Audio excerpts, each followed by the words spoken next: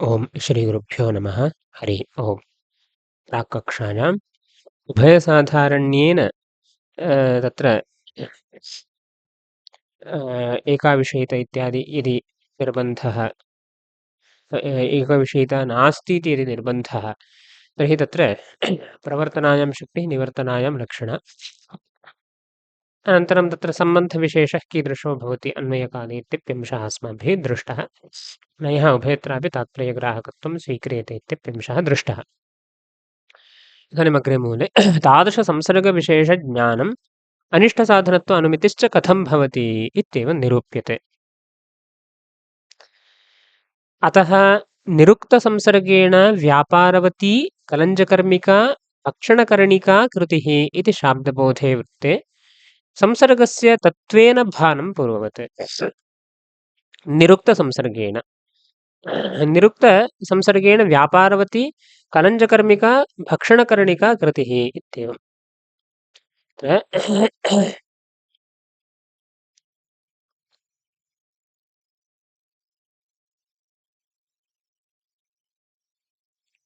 निरुक्तसंसर्गो नाम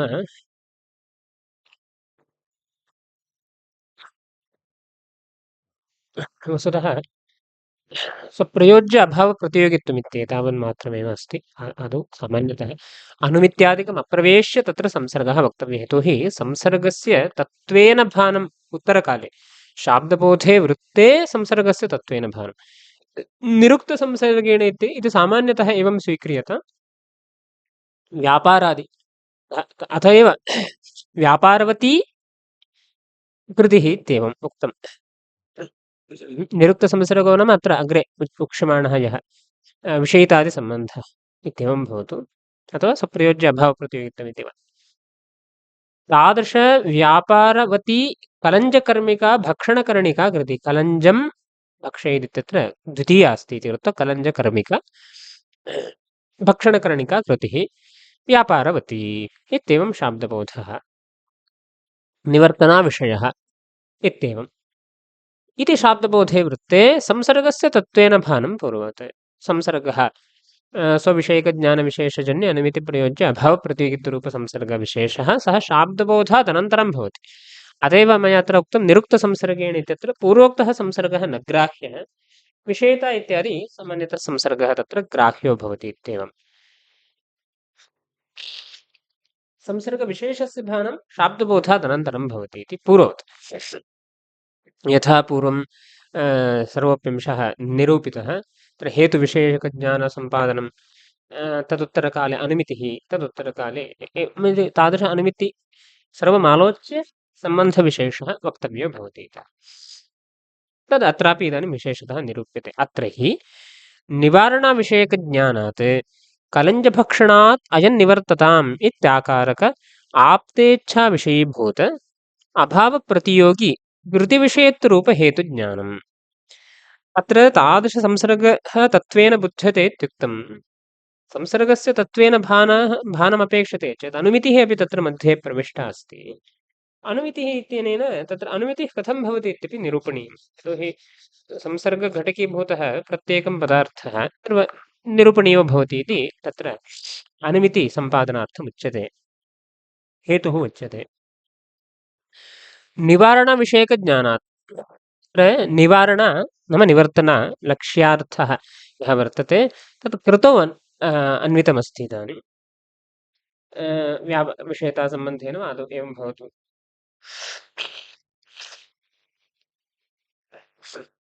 अतः किम् अवधार्यते, कलञ्जभक्षणादयं निवर्तताम् इत्याकारकत्वम् अवगम्यते। यतोहि कलञ्जकर्मकभक्षणकरणिक कृतौ अन्वेति चेत् कलञ्जभक्षणादयं निवर्तताम् इत्याकारः अपि तत्र लभ्यते। वचनेङ्गितादिना आप्तत्व अवधारणं लोके अत्र तावत् तादृशनिर्दुष्टत्वमस्ति इति कृत्वा अनाप्तभिन्नत्वे अवधार्यते। प्रतारणाद्यजन्यहिताहितोपदेशजनकत्वरूप आप्तत्वमपि शब्दस्य अवधार्य तदुत्तरकाले तुल्यवित्तिवेद्यत्र तादृश आप्तनिष्ठत्वं निवर्तनायाम् अवधार्य तादृश इच्छा निवर्तना विषयीभूतः अभावः प्रवृत्त्यभावः तत्प्रतियोगी नी कृतिः। तादृशकृतिविषयत्वं कलञ्जभक्षणे अस्ति। इत्येवं कलञ्जपक्षस्य अनिष्ट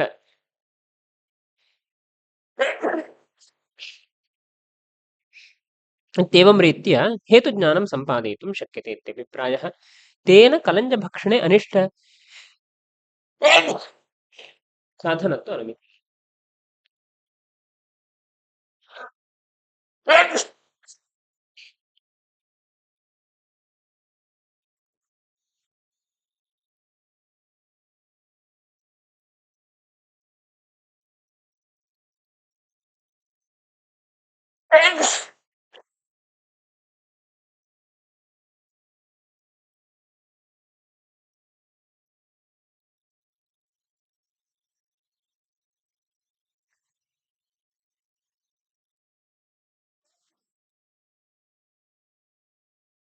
तेन नाम हेतुज्ञानेन तादृशहेतुज्ञानेन कलञ्जभक्षणपक्षक अनिष्टसाधनत्व साध्यक अनुमितिर्भवति इत्येवम् अनुमितिर्जायते इत्येवम् तत्र अनुमितिः कथं भवति इत्याद्यंशः निरूपितः। अग्रे व्याख्यानम्। अतः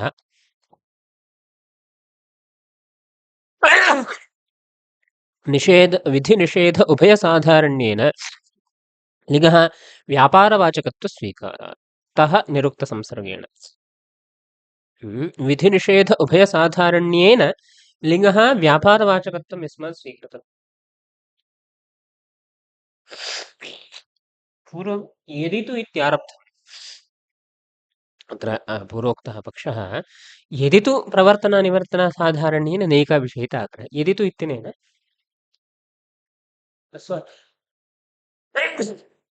तस्वारस्य द्योत्यते इति मनसि निधाय व्याख्याकाराः एवं वदन्ति। प्रथमपक्षमाश्रित्य एव वदन्ति। लक्षणापक्षः यः वर्तते सः अस्वारस्य युक्तः अस्ति। यतोहि यदि तु इत्येव मूलकृद्भिः तत्र उक्तमस्ति इति दत्वा अतः अत्र उक्तं व्याख्याकृद्भिः विधिनिषेध उभयसाधारण्येन लिङ्गः व्यापारवाचकत्वस्वीकारात् उभयसाधारण्येन लिङ्गः व्यापारवाचकत्वं स्वीक्रियते इति तस्मात् निरुक्तसंसर्गेण स्वविषयकज्ञानविशेषेत्यादि समनन्तर उक्तसंसर्गेण वस्तुतः निरुक्तसंसर्गेण अन्वयः वक्तुं न शक्यते। यतोहि संसर्गस्य तत्त्वेन भानं पूर्ववत् तत्र सामान्यतः तथा संसर्गः तत्र एवमपि वक्तुं शक्यते यत् विषयतादिसम्बन्धः इति मास्तु निरुक्तसंसर्गो नाम स एव सम्बन्धः भवतु परन्तु सः सम्बन्धः तत्त्वेन न ज्ञातः इत्यपि वक्तुं शक्यते। मया अयं सम्बन्धः शाब्दबोधात् उत्तरकाले एव अवगम्यते यस्ति तर्हि पूर्वम् अयं सम्बन्धः कथं स्यात् इति मया प्रश्नः कृतः। तथा नास्ति। एवमपि वक्तुं शक्यते संसर्गस्य तत्त्वेन भानं शाब्दबोधात् उत्तरं भवति। सामान्यरूपेण अयमेव सम्बन्धः आसीत् स्वविषयकज्ञानमित्याद्येव सम्बन्धः आसीत् पूर्वमपि परन्तु सः तत्त्वेन अस्माभिर्नावधारितः आसीत् इत्येवम् अयमपि अंशः समीचीनः एव। यतोहि सामान्यतः पुरतः किञ्चित् पतितम् इत्येवं ज्ञानम् इदं किञ्चित् इति ज्ञानं भवति सामान्यतः। तदुत्तरकाले विशेषतः तत्र समीपे गत्वा परीक्ष्य तदुत्तरकाले इदं रजतम् अथवा इयं शुक्तिः इत्येवं वयं चिन्तयितुं प्रभवामः। दूरात् यदि पश्यामः तत्र किञ्चित् अस्ति इत्येव सामान्यतः प्रतीतिर्भवति। अतः तद्वत् वस्तुतः तत्र विषयः कः आसीत् वस्तुतः रजतमस्ति रजतमेव विषयः पूर्वमप्यासीत् परन्तु तत्त्वेन न गृहीतं रजतत्वेन रजतं न गृहीतम् अपि तु किञ्चित्त्वेन इदन्त्वेन वा किञ्चित् गृहीतमासीत् इत्येवम्। अतः तद्वदत्रापि संसर्गः स एव भवतु परन्तु सः संसर्गः तत्त्वेन अस्माभिर्नावधारितः अस्ति। तत्त्वेन अस्माभिर्न अवधारितः इत्यपि वक्तुं शक्यते इति। अतः निरुक्तसंसर्गेण इति अग्रे वक्ष्यमाणसंसर्गेण तत्त्वेन विशेषरूपेण अज्ञानेऽपि तद्भानं पूर्ववत् विधिस्थले यथा निरूप्यते तद्वदत्रापि वक्तुं शक्यते। अत्र हि निवारणविषयकज्ञानादित्यस्ति। न कलञ्जमिति निषेधस्थले अत्र नाम निषेधस्थले निवारणेति निवारणाविषयकज्ञानादित्यस्ति। नयः तात्पर्यग्राहकस्य सत्त्वात् अयमस्मान् निवर्तताम् इति निवारणाविषयकज्ञानं। तादृशतात्पर्यग्राहकमस्ति इति कृत्वा निवारणविषयक व्यापारसामान्ये शक्तिरस्ति चेदपि निवारणाविषयकज्ञानं तु भवितुमर्हति। नै तात्पर्यग्राहिकीभूतः नै अस्ति इति कृत्वा इत्याकारकेति इत्याकारिकाया आप्तेच्छा तद्विषयीभूतः यः अभावः कृत्यभावः तत्प्रतियोगिभूता या कृतिः तद्विषयत्वम् इत्येवं रूपेण अर्थः अत्र ग्राह्य इति सम्बन्धस्य विवरणं प्रदर्शितम्। पुनः अग्रे सामान्यतः अस्माभिः नकलञ्जमित्यादिषु स्थलेषु चिन्तनं कृतं। रागप्राप्तप्रतियोगिकनिषेधस्थले सामान्यतः चिन्तनं सम्पन्नं।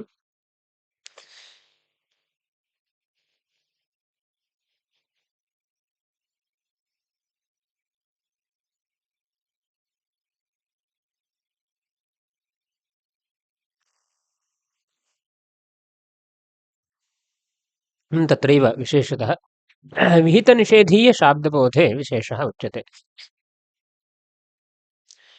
एवं नातिरात्रे षोडशिनं गृह्णाति इत्यादौ विहितनिषेधे तादृश उक्तविधहेतुज्ञानात् षोडशिग्रहणे अतिरात्र अनुपकारकत्वम् अनुमितिद्वारा उपकारकत्वमिति न अतिरात्र अनुपकारकत्व अनुमितिद्वारा तद्व्यतिरेकेणैव इतराङ्गैः कर्तुमहोपकारसिद्धेरपि अनुमानम्।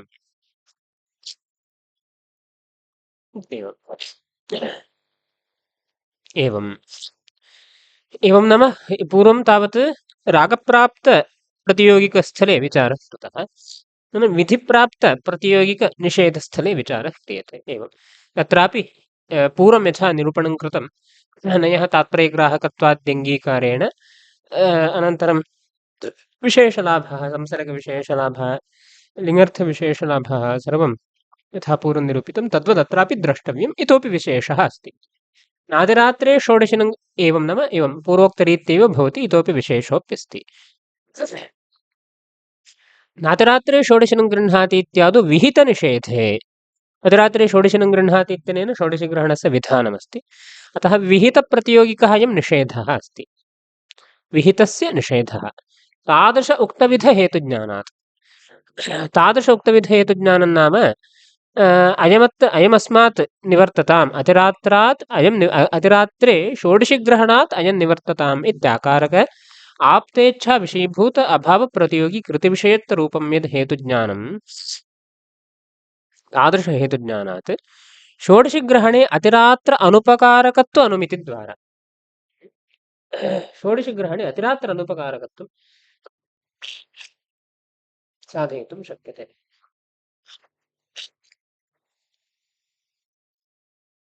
अतिरात्र अनुपकारकत्वं नाम इष्टसाधनत्वाभावः इत्येवम्।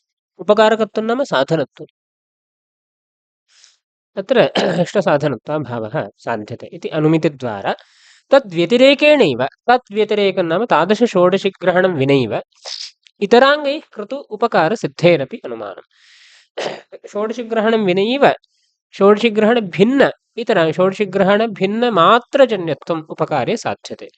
षोडशिग्रहणभिन्नानि यानि इतराणि अङ्गानि तन्मात्रजन्यत्वम्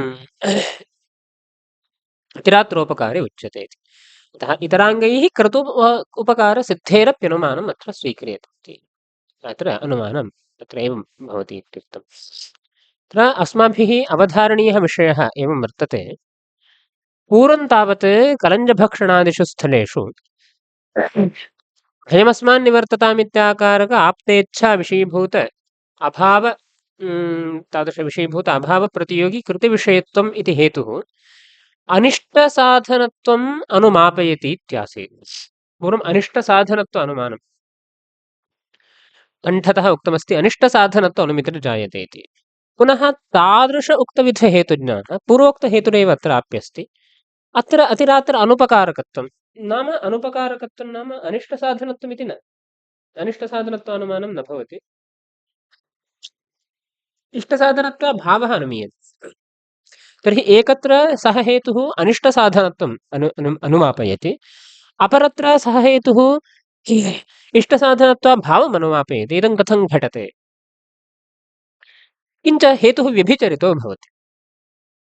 पूर्वोक्तः हेतुः तादृश उक्तविधहेतुरिति यदि उच्यते, पुनः व्यभिचारोऽप्यस्ति।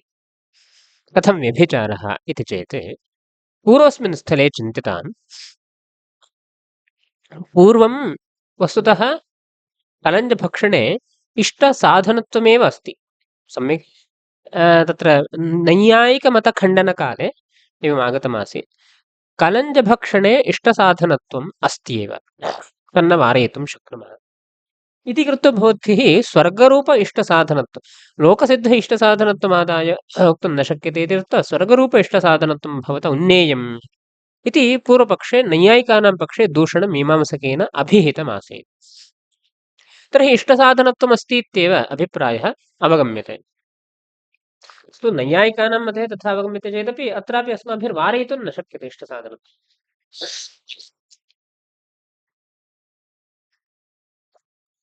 तर्हि यदत्र उच्यते इदानीं इष्टसाधनत्वाभावः अत्र साध्यमस्ति। अत्र नाम विहितनिषेधे इष्टसाधनत्वाभावः साध्यम्। तत् साधकहेतुः कः? पूर्वोक्तः एव हेतुः। तादृश उक्तविधहेतुः नाम पूर्वोक्तः हेतुः। तर्हि इष्टसाधनत्वा भावः अतिरात्र अनुपकारकत्वम्, अनिष्टसाधनत्वम् इति न, इष्टसाधनत्वाभावः अत्र इति साध्यमस्ति। अत्रत्य साध्यसाधनहेतुः पूर्वोक्तः एव हेतुः चेत् इष्टसाधनत्वाभावरूपं यत् साध्यं तदभावाधिकरणं भवति कलञ्जभक्षणम्। कलञ्जभक्षणे पूर्वोक्तहेतुरस्ति इति कृत्वा व्यभिचारः। स्पष्टमस्ति। एकः एव हेतुः कलञ्जभक्षणे अनिष्टसाधनत्वम् अनुमापयति, स एव हेतुः अतिरात्रे षोडशिनं गृह्णाति इत्यस्मिन् स्थले षोडशिग्रहणे किम् अनुमापयति? अन्यत् अनुमापयति इति इष्टसाधनत्वाभावं यद्यनुमापयति तर्हि व्यभिचारः। कथं व्यभिचारः? षोडशिग्रहणस्थलीय अनुमाने मया इदानीं प्रथमतः व्यभिचारः उच्यते। षोडशिग्रहणम् इष्टसाधनत्वाभाववत्, अतिरात्र अनुपकारकत्वं नाम इष्टसाधनत्वाभावः। तादृश इष्टसाधनत्वाभावसाधने हेतुरस्ति अयमस्मान् निवर्तताम् इत्याद्याकारकः पूर्वोक्तः एव हेतुः इत्येवं वक्तव्यम्। तत्र यद्यपि अत्र हेतुविशेषः स्वीक्रियते चेत् दोषो न भवति, तादृशहेतुरत्र नास्ति। हेतुविशेषः नाम अतिरात्राद् अयं निवर्तताम् इत्याकारक इत्यादि निवेश्यते चेत् दोषो नास्ति, परन्तु सामान्यमुखीव्याप्तौ व्यभिचारः अस्ति एव। सामान्यमुखीव्याप्तौ व्यभिचारः अस्ति, विशेषव्याप्तौ अपि व्यभिचारः भवत्येव इति नैयायिकानाम् अभिप्रायः अस्ति। अतः तदनुरोधेन अस्माभिरत्र परिष्कारः कर्तव्यः। षोडशिग्रहणस्थलीय अनुमाने व्यभिचारः मया उच्यते। तत्र इष्टसाधनत्वाभावः साध्यं, तदभावः अस्ति इष्टसाधनत्वाभावाभावः नाम इष्टसाधनत्वं साध्याभावः, तदधिकरणं भवति कलञ्जभक्षणं। कलञ्जभक्षणे इष्टसाधनत्वम् अस्ति। अयमंशं मया पूर्वमेव निरूपितः। तर्हि साध्याभावाधिकरणं भवति कलञ्जभक्षणं। तद्वृत्तित्वं तादृशहेतोः वर्तते। हेतुः एकः एव स्वीकृतः। तादृश उक्तविधहेतोः साध्याभावाधिकरणे कलञ्जभक्षणे सत्त्वात् व्यभिचारः इत्येवम्। अस्तु, इदानीं कलञ्जभक्षणस्थले या अनुमितिः तत्रापि व्यभिचारः अस्ति। कलञ्जभक्षणस्थले कीदृशी अनुमितिः? अनिष्टसाधनत्वसाधिक अनुमितिः। हेतुः स एव। तर्हि इदानीं षोडशिग्रहणस्य अनिष्टसाधनत्वमस्ति वा? नास्ति, इष्टसाधनत्वमेव अस्ति। अनिष्टं साधयति इति नास्ति। इष्टसाधनत्वं नाम अग्रे उन्नीयते, निषेधात् उत्तरकाले पुनः विध्यनुसन्धानं कृत्वा इष्टसाधनत्वम् उन्नीयते, फलविशेषसाधनत्वम् उन्नीयते। तथापि इदानीम् अनिष्टसाधनत्वं तु नास्ति, पापादिजनकत्वं तु नास्ति। अतः साधनत्वाभावाधिकरणे अनिष्टसाधनत्वमित्यनेन किम् एतत् तात्कालिक अनिष्टसाधनत्वमत्र न विवक्षितं सामान्यतः। अनिष्टसाधनत्वाभावाधिकरणे षोडशिग्रहणे अनिष्टसाधनत्वं कलञ्जभक्षणस्थले साध्यं तदभावाधिकरणमस्ति षोडशिग्रहणं तत्र अनिष्टसाधनत्वं नास्ति। अतः तादृश अभावाधिकरणे षोडशिग्रहणे पूर्वोक्तः हेतुः अस्ति इति कृत्वा तत्र किं भवति व्यभिचारः भवति। कलञ्जभक्षणानुमानेऽपि व्यभिचारः, षोडशिग्रहणपक्षक अनुमानेऽपि व्यभिचारः, उभयत्रापि व्यभिचारः। तादृश उक्तविधहेतुज्ञानम् उभयत्र अस्माभिः स्वीकर्तुं न शक्यते, हेतुविशेषः वक्तव्यः। कथं वक्तुं शक्यते चेत् कलञ्जभक्षणे एवं वक्तव्यं भवति। कलञ्जभक्षणम् अनिष्टसाधनम् कलञ्जभक्षणादयन्निवर्ततामित्याकारक आप्तेच्छाविषयीभूत अभावप्रतियोगी कृतिविषयत्वे सति रागतः प्राप्तत्वादित्येवम्। रागतः प्राप्तत्वात् इत्येवम्। अथवा कलञ्जभक्षणादयन्निवर्ततामित्याकारक आप्तेच्छाविषयीभूत अभावप्रतियोगिनी या वस्तुतः कीदृशी कृतिः अस्ति? इच्छामूलिका इच्छाप्रयुक्ता कृतिः तद्विषयत्वम्। इच्छा नाम विधिप्रयुक्तं तदेव रागतः प्राप्तत्वं नाम तादृश इच्छाप्रयुक्ता या कृतिः तादृशकृतिविषयत्वरूपहेतुः रागतः प्राप्तत्वम् इति वा वक्तुं शक्यते। अथवा अविहितत्वम् इति वा वक्तुं शक्यते, कलञ्जभक्षणे विहितत्वं नास्ति इत्येवम्। इति अत्र उक्त्वा तादृशः हेतुः षोडशग्रहणे नास्ति, रागतः प्राप्तत्वं नास्ति, अविहितत्वं वा नास्ति, द्वितीयं दलं नास्ति इति कृत्वा यद्यपि साध्याभावाधिकरणम् अनिष्टसाधनत्वाभावाधिकरणं कलञ्जभक्षणं भवति चेदपि तत्र हेतुर्नास्ति इति कृत्वा व्यभिचारः न भवति इति प्रथमस्थले कलञ्जभक्षणस्थले हेतुः किञ्चित् विशेषणं देयम्। अविहितत्वम् इति वा देयम् अथवा रागतः प्राप्तत्वम् इति वा देयम्। सम्यगस्ति। तत्र कलञ्जभक्षणात् अयन्निवर्तताम् इति हेतुः षोडशग्रहणे नास्ति किल इति भवद्भिः प्रश्नः न कर्तव्यः। हेतुः कलञ्जभक्षणे अयं निवर्तताम् इत्यादि हेतुरस्ति। अनिष्टसाधनत्वा भावाधिकरणं षोडशिग्रहणं भवतु नाम, परन्तु कलञ्जभक्षणादि आकारः अत्र हेतुः प्रविष्टः अस्ति। तादृशहेतुः षोडशग्रहणे नास्ति किल इति न शङ्क्यं। किमर्थं? सामान्यमुखी व्याप्तु अयमस्मान् निवर्ततामिति सामान्यतः आकारः स्वीक्रियते। सामान्यमुखी व्याप्तिस्थले तु व्यभिचारः भवत्येव। इदं कर्म अनिष्टसाधनम् अयमस्मान् निवर्ततामित्याकारक आप्तेच्छाविषयीभूत अभावप्रतियोगी कृतविषयत्वात् इत्यदि सामान्यमुखी व्याप्तिः स्वीक्रियते। अतः तादृशसामान्यमुखीव्याप्तिस्वीकारे विषयादिकमनादाय व्यभिचारस्तु भवत्येव। सामान्यमुखो व्याप्तव्यभिचारः अस्ति चेत् विशेषव्याप्तोऽपि व्यभिचारः अस्ति इति नैयायिकानाम् अभिप्रायस्तस्मादेवं निवेश्यते। न अस्माभिः अत्र विशेषविषयं स्वीकृत्यैव चिन्तनं क्रियते इति उच्यते तर्हि अपेक्षा नास्ति। परन्तु तत्र नियामकं किञ्चित् मीमांसकेन वक्तव्यमेव भवति, अविहितत्वादिघटितं वक्तव्यमेव भवति इति भाति। द्वितीयस्थले वारणं कर्तुं प्रथमस्थले अविहितत्वं कलञ्जभक्षणस्थले अविहितत्वमपि हेतु योजनीयं भवति इति। इदानीं द्वितीयानुमाने यः व्यभिचारः उक्तः अस्ति, इष्टसाधनत्वाभावः साध्यते तदभावाधिकरणं प्रथमानुमाने एवमपि वारयितुं शक्यते इति शङ्का स्यात्। अनिष्टसाधनत्वम् अस्ति एव किल। कीदृश अनिष्टसाधनत्वम् इति चेत् तत्र तात्कालिक अनिष्टसाधनत्वं षोडशग्रहणे वर्तते एव, अतः अनिष्टसाधनत्वाभावाधिकरणं तन्न भवति इत्यादि न चिन्त्यं। तत्र सामान्यतः एतदेव अभिप्रेत्य वारणं नाम अनिष्टसाधनत्वं नाम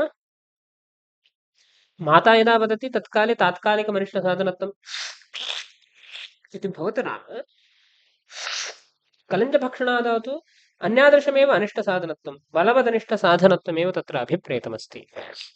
बलवदनिष्टसाधनत्वम् इत्यस्य नरकादिसाधनत्वमेव अभिप्रेतमस्ति। तादृशनरकसाधनत्वं षोडशग्रहणस्य नास्ति इति कृत्वा व्यभिचारः उक्तः। अस्तु, इदानीं षोडशग्रहणसाध्यकस्थले यः व्यभिचारः, षोडशग्रहणस्थले तु अतिरात्र अनुपकारकत्वं साध्यते, नाम इष्टसाधनत्वाभावः साध्यते। अनुपकारकत्वं नाम साधनत्वाभावः। इष्टसाधनत्वं कलञ्जभक्षणे अस्ति इति कृत्वा साध्याभावाधिकरणम्, इष्टसाधनत्वाभावाभावाधिकरणं भवति कलञ्जभक्षणं। तत्र पूर्वोक्तः हेतुः, अत्र तादृश उक्तहेतुः नाम अयमस्मान् निवर्ततामित्याकारकाप्तेच्छविषयीभूत अभावप्रतियोगी कृतिविषयत्वम् इत्येव। अविहितत्वम् इति अत्र न देयम्। अविहितत्वं स्वरूपासिद्धिसम्पादकं भवति हेतु। कृतिविषयत्वपर्यन्तम् इति हेतुः यदि अस्ति, सः हेतुः तादृशः अंशः कलञ्जभक्षणेऽप्यस्ति इति कृत्वा किं घटते, पुनः यः व्यभिचारः द्वितीयस्थले षोडशग्रहणस्थले यः व्यभिचारः अस्ति तद्वारणार्थं विहितत्वमिति वा देयम्। अत एव विहितनिषेधे इत्युक्तम्। विहितस्थले इत्याद्यपेक्षया अभ्युनज्ञविधिविषयभिन्नत्वमित्यादि यतोहि न अभ्युनज्ञविधिविषय इत्यादि अपेक्षा नास्ति, क्षन्तव्यः। षोडशग्रहणम् अतिरात्र अनुपकारकम् अयमस्मान् वस्तु इदं कर्म सामान्यमुखीव्याप्तवेव श्रमः भवति। विशेषव्याप्तौ तावत् तत्र आकारविशेषः प्रविष्टः भवति इति कृत्वा अस्माभिर्व्यभिचारः प्रदर्शयितुं न शक्यते। सामान्यमुखीव्याप्तो व्यभिचारः प्रदर्शयितुं शक्यते। षोडशग्रह इदं कर्म इष्टसाधनत्वाभाववत् अयमस्मान् निवर्ततामित्याकारक आप्तेच्छविषयीभूत इत्यादि। अयमस्मान् निवर्ततामित्याकारक आप्तेच्छविषयीभूत अभावप्रतियोगी कृतिविषयत्वात् इत्येवं वक्तव्यम्। तथा सति अनिष्टसाधनत्वाभावाभाव इष्टसाधनत्वाभावाभावाधिकरणं भवति कलञ्जभक्षणं। तत्र अयमस्मान् निवर्ततामित्याकारक आप्तेच्छाविषयीभूत अभावप्रतियोगी कृतिविषयत्वमस्ति इति कृत्वा हेतुरस्ति इति कृत्वा व्यभिचारः चेदपि अस्माभिरिदानीं कलञ्जभक्षणे किं दत्तं, विहितत्वमिति दत्तम्। इष्टसाधनत्वाभाव अनुमापनस्थने हेतु विहितत्वमित्यपि दत्तं। कलञ्जभक्षणे विहितत्वं नास्ति इति कृत्वा दोषः वारयितुं शक्यते, अतः अनुपपत्तिर् नास्ति। अतः अत्र तादृश उक्तविधहेतुज्ञानादित्यत्र परिष्कारः कर्तव्यः उभयत्रापि। प्रथमानुमाने अविहितत्वमिति देयम्, द्वितीयानुमाने विहितत्वमिति देयम्। अतः प्रथमतः षोडशग्रहणे अतिरात्र अनुपकारकत्वं साध्यते, इष्टसाधनत्वाभावः।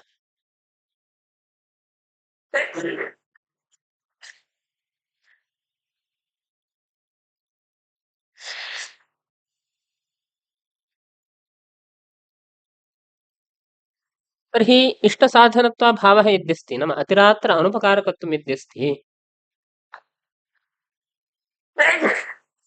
तर्हि अन्यथा सिद्धिः साधयितुं शक्यते। नाम रासभस्य यदि घटं प्रति कारणत्वं वारितं,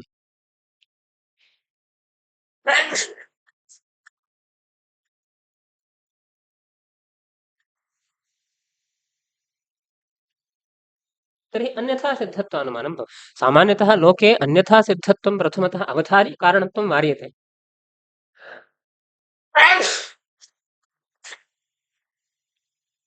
अत्र तु कारणत्वं निवार्य अन्यथा सिद्धिः साध्यते इति अस्ति, वैलक्षण्यमस्ति।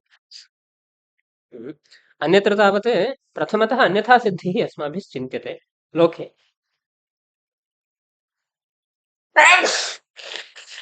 तद्विनापि इदं जायते इत्येवं लौकिकस्थले तद्विनापि इदं कर्म भवितुमर्हति। रासभाः नास्ति चेदपि स्वयं कुलालः मृदादिकम् आनीय एतत् कर्तुं प्रभवति इति यदि उच्यते चेत् तत्र अन्यथा सिद्धत्वं प्रथमतः अवधार्यते। तदुत्तरकाले अनन्यथा सिद्धमेव कारणमिति न्यायेन इदं कारणं नास्ति इति वक्तुं शक्यते। रासभस्य कारणत्वं वार्यते, अतः अन्यथा सिद्धत्वज्ञानपूर्वकतया कारणत्ववारणमस्ति लोके। परन्तु इदानीं तथा वक्तुं न शक्यते। किमर्थम्? अन्यथा सिद्धत्वज्ञानं दृष्टस्थले वक्तुं शक्यते दृष्टस्थले इत्यस्य दृष्टोपकारः कश्चन वर्तते लौकिकानुरोधेनैव अन्वयव्यतिरेको यत्र वक्तुं शक्येते तादृशस्थले अन्यथा सिद्धत्वं पूर्वं गृहीतमिति वक्तुं शक्यते सत्यम् एतत् सत्त्वे एतत् सत्त्वम् एतदभावे एतदभावः इति यदि सम्भाव्यते तर्हि एतत् सत्त्वेपि तदभावः एतदभावेपि तत् सत्त्वम् इति यदि व्यभिचारज्ञानमस्ति तर्हि किं भवति तत्र अन्यथा सिद्धत्वादि उन्नयनं सम्भाव्यते परन्तु आदृष्टद्वारकस्थले अपूर्वद्वारकस्थले अन्यथा सिद्धिः अस्माभिः प्रथमतः अवधारयितुं न शक्यते किमर्थम् एतदभावेपि जायते इति वक्तव्यम् अन्यथा सिद्धिर्नाम कः पदार्थः एतदभावेपि जायते इति वक्तव्यम् एतदभावेपि जायते इति अदृष्टस्थले कथम् अस्माभिरुन्नेतुं शक्यते तन्नैव द्रष्टुं शक्यते द्रष्टुं नाम प्रमाणेन विषयीकर्तुं न शक्यते तर्हि एतदभावेपि इत्यादि कथं भवति अतः वचनानुरोधेनैव तन्निश्चयं भवति इति स्थितिः अतः प्रथमतः वचनानुरोधेन अकारणत्वं ज्ञात्वा नाम असाधनत्वं ज्ञात्वा अन्यथा सिद्धिः अत्र उच्यते इत्येवमस्ति स्थितिः विपरीतं भवति लोकानुरोधेन तर्हि इदानीम् अतिरात्रं प्रति इदम् अनुपकारकम् अतिरात्र उपकारजनकं नास्ति अतिरात्र अनुपकारकं नाम किम् अतिरात्र उपकारजनकत्वाभावः अस्ति षोडशीग्रहणे अतिरात्र उपकारं प्रति यदि न जनकं षोडशीग्रहणम् अतिरात्र उपकारं प्रति न जनकं तर्हि तद्भिन्नाङ्गैरेव अतिरात्रे उपकारस्तु कश्चन अपेक्षते एव उपकारः अस्ति चेत् तत् केनचित् जायते इत्येव वक्तव्यं तथा सति केनचित् जायते षोडशग्रहणेन तु न जायते तर्हि केन जायते इतराङ्गैर्जायते इत्येवम् इतराङ्गैरेव जायते इत्येवं निश्चयितुं शक्यते इत्याद्यनुमिति तद्व्यतिरेकेणैव इतराङ्गैः कृतूपकारसिद्धेरप्यनुमानं तद्व्यतिरेकेण षोडशग्रहणं त्यक्त्वैव इतराङ्गैः यान्यन्यानि अङ्गानि दीक्षणीयप्रयणादि अङ्गानि तैरेव कृतोपकारसिद्धिः इत्येवम् अनुमानं भवति तत्र अनुमानस्य आकारः अतिरात्रोपकारः नाम अतिरात्रीय षोडशग्रहण अजन्यः यः उपकारः अयं हेतुरस्ति षोडशग्रहण अजन्यः उपकारः हेतुर्न क्षन्तव्यः पक्षः अस्ति अतिरात्रसम्बन्धी षोडशग्रहण अजन्य उपकारः पक्षः तत्र षोडशग्रहणातिरिक्त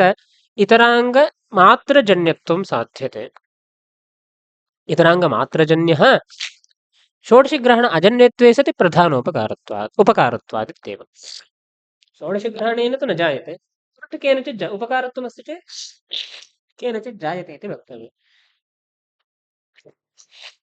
अतः इतराङ्गैरेव जायते इत्येवम् अनुमानं वक्तुं शक्यते अर्थापत्तिरपि चिन्तयितुं शक्यते अस्तु अनुमानमित्यपि अत्र उक्तमस्ति उक्तानुमितेश्च प्रवृत्तिसामग्रीविघटकतया तत्र दलसार्थक्यम् इति वक्तव्यम् पक्षे षोडशग्रहण अजन्यत्वम् अपि उपकारे देयम् अन्यथा अतिरात्रोपकारो नाम षोडशग्रहणजन्योपि कश्चन उपकारः अस्ति फलाधिक्यप्रयोजकः उपकारः फलाधिक्यप्रयोजक उपकारः अपि पक्षकुक्षिप्रविष्टः स्यात् अतिरात्रोपकारः इत्यदि उच्यते षोडशग्रहणजन्योप्युपकारः पक्षकुक्षिप्रविष्टः स्यात् तत्र षोडशग्रहण अजन्यत्वरूपहेतुरपि नास्ति षोडशग्रहणातिरिक्त इतराङ्गमात्रजन्यत्वमपि नास्ति इति कृत्वा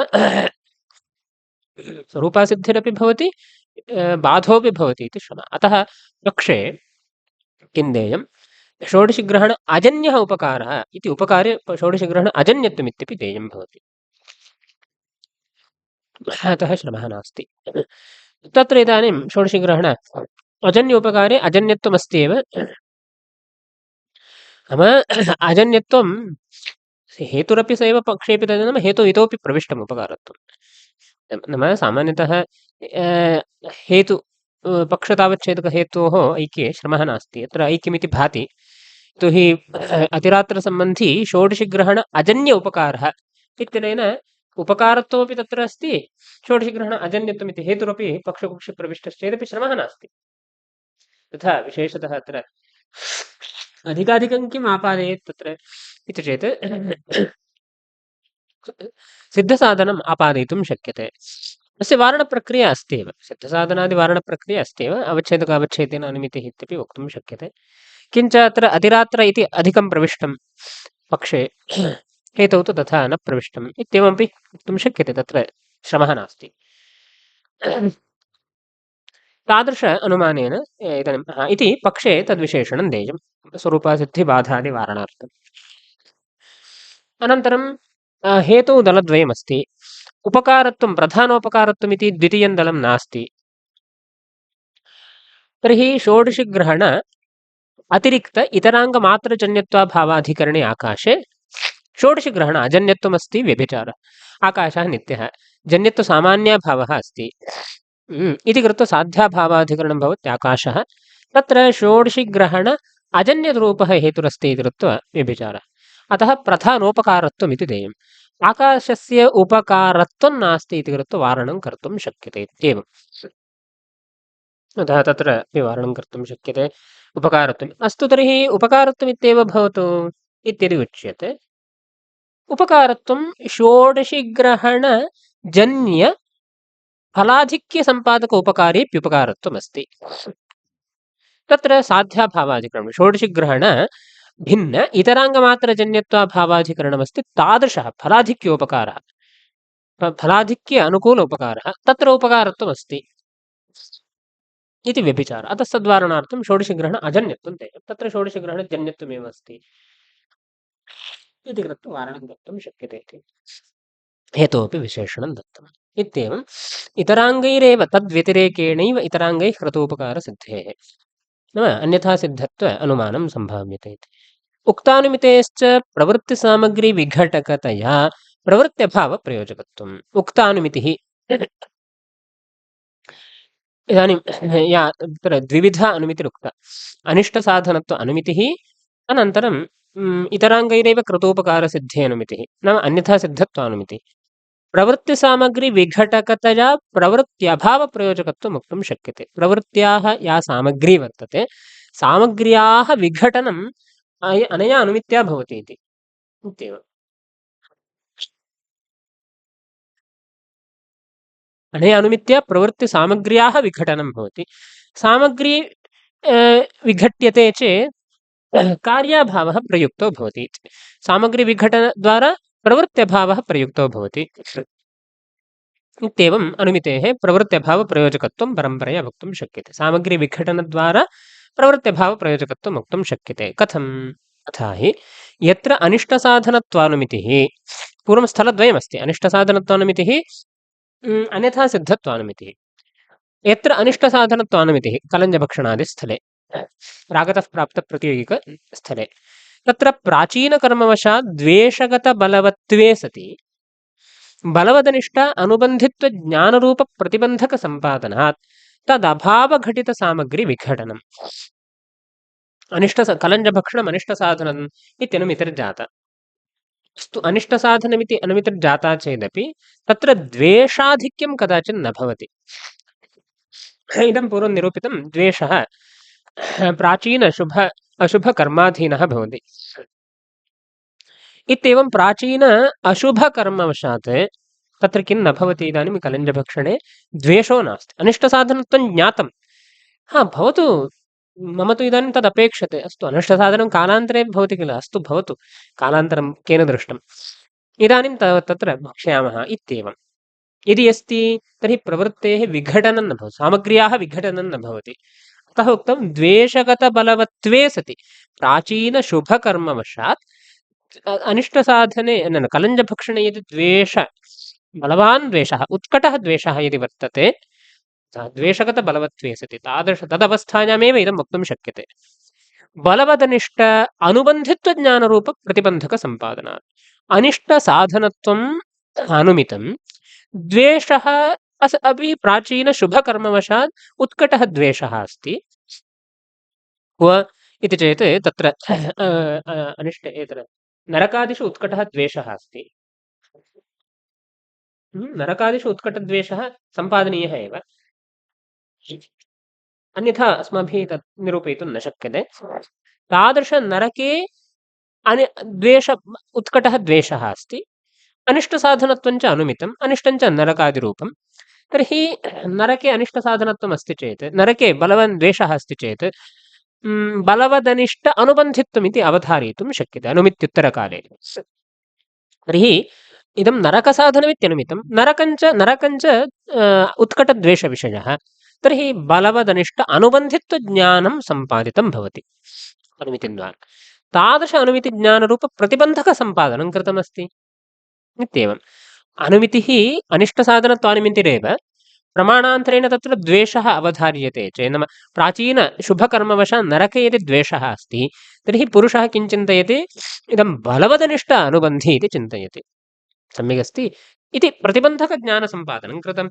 अतः बलवदनिष्ठ अनुबन्धित्वज्ञानरूपप्रतिबन्धकसम्पादनात् केन प्राचीनकर्मवशात् एवं सति द्वेषबलवत्वमस्ति चेत् तदभावघटितसामग्रीविघटनम् इति। तदभावघटितसामग्री नाम बलवदनिष्ठ अनुबन्धित्वज्ञानं प्रतिबन्धकं, तदभावः सामग्र्याम् अपेक्षते। अतः अभावघटित प्रतिबन्धकमेव अस्ति, प्रतिबन्धकाभावघटितसामग्री नास्ति इति कृत्वा सामग्र्याः विघटनं भवति इत्येवं वक्तुं शक्यते। यत्र तु इष्टसाधनत्वाभावानुमितिः अतिरात्रस्थले षोडशग्रहणस्थले, तत्र तया पूर्वावगत इष्टसाधनताज्ञाने प्रयोगविशेषावच्छेदेन अप्रामाण्यज्ञानात् तदभावरूपप्रवृत्तिसामग्री विघटनम्। अतिरात्रस्थले इष्टसाधनत्वाभावः अनुमीयते, तर्हि इष्टसाधनत्वाभावानुमितिरस्ति इति कृत्वा पूर्वावधारितमिदिष्टसाधनता ज्ञानं। नाम अतिरात्रे षोडशिनं गृह्णाति इत्यत्र यदिष्टसाधनता ज्ञानम् अवधारितम् अनुमितिर्या जाता, तस्याम् अनुमितौ अंशे बाधः क्रियते, प्रयोगविशेषावच्छेदः सामानाधिकरण्येन बाधनिश्चयः अस्ति। तर्हि सामान अवच्छेदकावच्छेदेन अनुमितेः बाधो भवति इति कृत्वा प्रतिबन्धो भवति। नाम सा अनुमितिः सामानाधिकरण्ये पर्यवस्यति।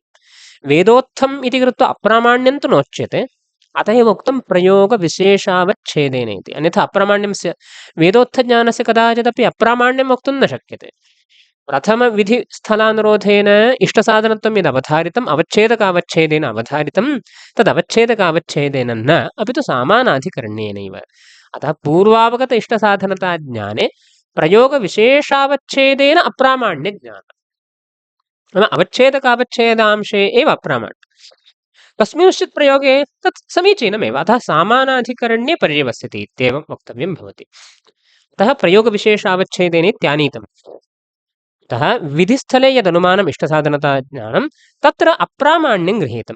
तर्हि अप्रामाण्यज्ञान आस्कन्दित इष्टसाधनता ज्ञानमस्ति। किम् अपेक्षते? अप्रामाण्यज्ञान अनास्कन्दित इष्टसाधनता ज्ञानमपेक्षते, तदत्र नास्ति इति कृत्वा प्रयोगविशेषावच्छेदेन, यादृशप्रयोगविशेषावच्छेदेन अप्रामाण्यं ज्ञातं, तादृशप्रयोगावच्छेदे विशेषावच्छेदेन अप्रामाण्यज्ञान अनास्कन्दित इष्टसाधनता ज्ञानं नास्ति इति कृत्वा तदभावरूप प्रवृत्तिसामग्री विघटनम्। तदभावो नाम अप्रामाण्यज्ञान अभावघटित सामग्री अस्ति, अप्रामाण्यज्ञान अनास्कन्दित अभावघटितसामग्री अस्ति प्रवृत्तिसामग्री। इदानीम् अप्रामाण्यज्ञानमेव अस्ति इति कृत्वा तदभावघटिता या प्रवृत्तिसामग्री तस्याः विघटनं भवति इत्यपि वक्तुं शक्यते। इत्येवं रीत्या द्वयोः निमित्तयोः प्रवृत्तिसामग्री विघटनद्वारा प्रवृत्त्यभावप्रयोजकत्वम्। उभयत्र प्रवृत्तिसामग्री विघटनं कथं भवति इत्युक्तं, सामग्री यदि विघट्यते अनुमानेन तर्हि प्रवृत्त्यभावः प्रयुक्तो भवति इत्येवम् अभिप्रायः। सामग्र्यभावे सति कार्याभावः, अतः प्रवृत्त्यभावः अत्र प्रयुक्तो भवति। एवं रीत्या सामग्रीविघटनद्वारा प्रवृत्त्यभावप्रयोजकत्वं द्वयोः निमित्तयोः भवति इत्यंशः अस्माभिरत्र दृष्टः इति व्याख्यानम् अस्ति। अग्रिमकक्षायां पश्यामः। नमस्कारः।